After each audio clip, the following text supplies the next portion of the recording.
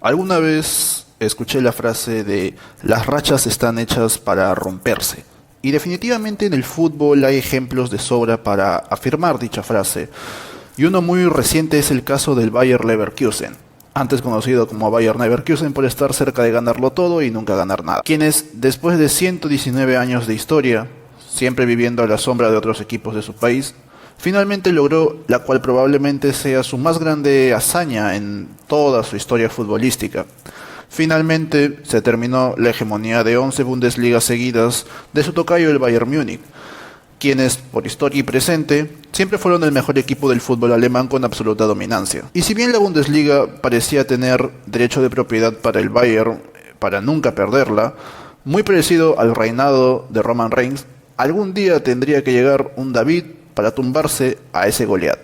No pudo ser el Borussia Dortmund, sino que fue su vecino del norte. Pareciera que este histórico campeonato está siendo un tanto opacado por hablar más del Bayern, lo cual no es algo incierto, pero es un punto vital para entender la magnitud del contexto y lo que significa esta Bundesliga para el cuadro farmacéutico. Y ya partiendo de ese punto, tocará hablar del buen equipo que se armó esta temporada y del pedazo de técnico que tomó las riendas del club desde su inexperiencia técnica, pero con su sabiduría y jerarquía de haber sido uno de los mejores centrocampistas del fútbol español, Xabi Alonso. Como mencioné, es inevitable hablar de esta hazaña del Leverkusen sin mencionar al Bayern Múnich, no solo por el hecho de haber perdido su racha de una década ganando la Bundesliga, sino por cómo se dio y el contexto que este abarca.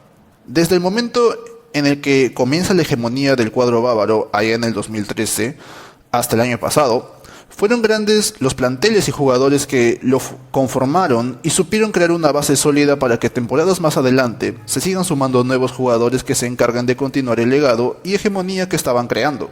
No por algo, esto no solo se vio en la Bundesliga, sino también en la Champions, donde el Bayern, año tras año, siempre llegaba a fases eliminatorias de semis o cuartos, alguna vez quedándose en octavos y siempre siendo eliminados por un español o un inglés.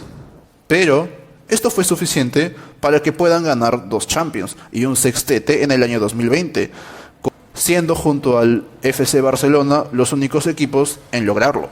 Pero con todo esto mencionado, ¿cómo llegó a su fin la hegemonía del Bayern Múnich? No sé cuántas veces estoy diciendo hegemonía en este video. Pues creo que hay 2 puntos importantes para responder esta pregunta.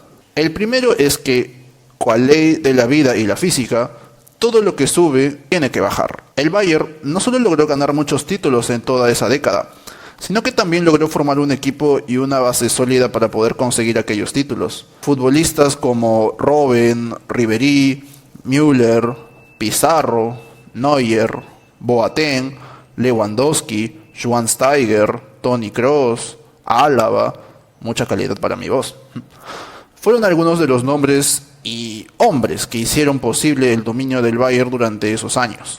Pero como alguna vez dijo Luis Fonsi, nada es para siempre, y aquella base del Bayern empezó a envejecer.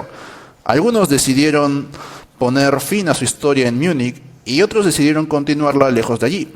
Y el segundo punto, y para mí más importante, fue la interna, la cual se evidenció había sido dañada.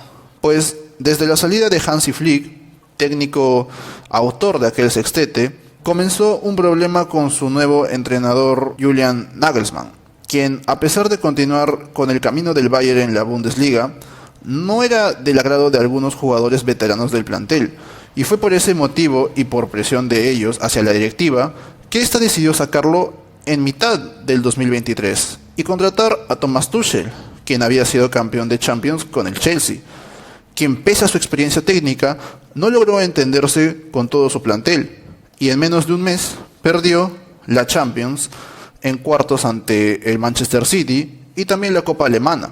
Para su buena suerte, pudieron ganar la Bundesliga, pero solo por diferencia de gol, gracias a que su clásico rival, el Borussia Dortmund, le tuvo miedo al éxito. Fue finalmente esta temporada donde todas sus falencias salieron a flote, y pese a la contratación de excelentes futbolistas para dar un recambio generacional, no fue suficiente para siquiera parecerse a lo que en algún momento fueron.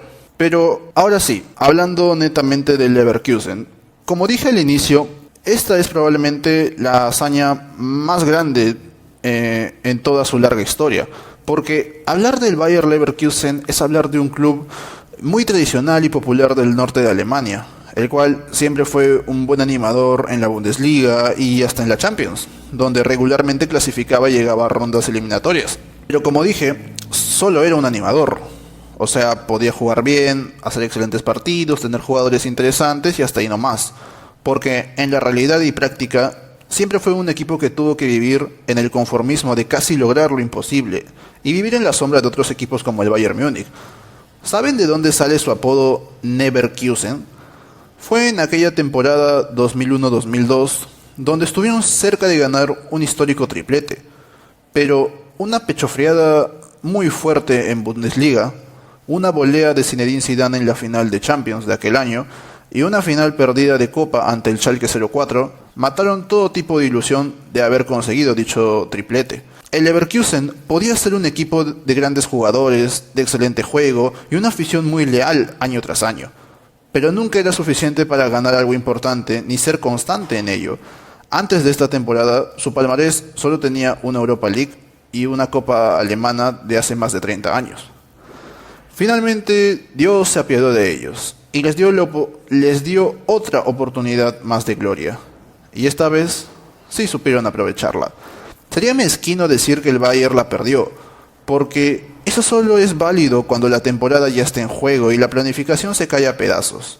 El Bayern ya venía muy mal desde la temporada pasada.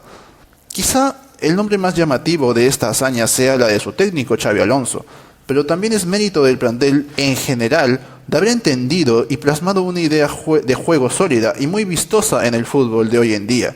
Una clara muestra de que los campeonatos se ganan con hombres y no con nombres. Pero digan ustedes, ¿creen que esto sea el comienzo de una nueva y excelente era para el Bayer Leverkusen?